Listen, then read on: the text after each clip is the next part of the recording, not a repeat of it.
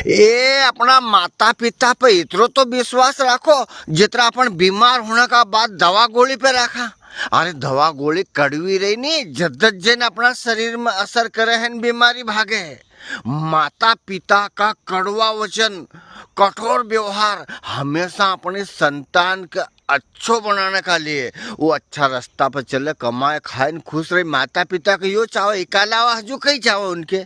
इन संसार में एक भी माता पिता ऐसा नहीं है जो अपने औलाद की खुशी से खुश नहीं होए। इकालिए ने माता पिता का कठोर वचन को कद्दी बुरो नहीं मानना चाहिए।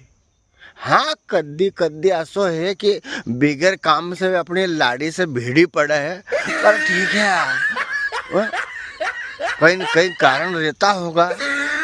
और कद्दी सद्दी बूढ़ा पाई जाए तो ऐसो आदमी ऐसो थोड़ा उलझा है। हाँ, या